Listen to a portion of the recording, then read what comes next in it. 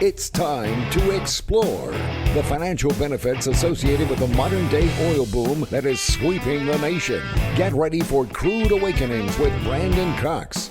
Chris, I can't think of a better guy to be talking to right now when it comes to oil prices, that situation over in Egypt and how that affects us at the pump and what that does for all kinds of other factors here in the United States. Middle East tensions and issues out of Syria or Iran or Egypt, any of these places, these hotspots, obviously creates anytime there's a tensions bubble up, you worry about instability in the region. Certainly, those visions that we're seeing on TV, the traders in the energy markets see the same thing. And any uncertainty from geopolitical risk, it creates what we call risk premium will start to increase, and I think you've definitely seen that just based on the headlines that we're seeing out of the region.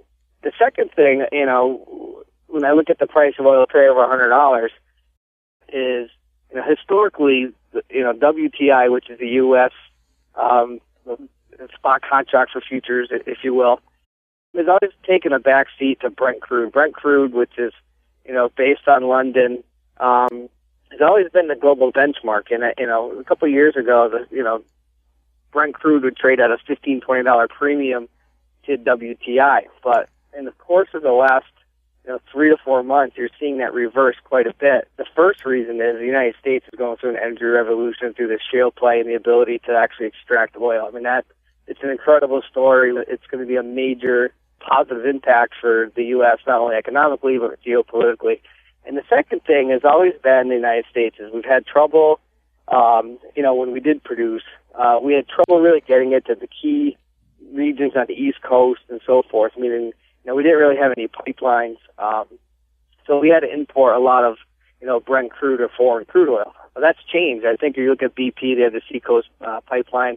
That's actually going to get reversed, and it's going to create about 250,000 barrels of oil that we can bring down to the Gulf Coast for the refineries, and also oil out of Midland, Texas. So what this means is the WTI is now becoming more of a global benchmark. Throw geopolitical risk in there, you throw what's going on here in the United States and the energy revolution that we're starting to see now, and then you take a look at some of the logistical issues that plagued us in the past,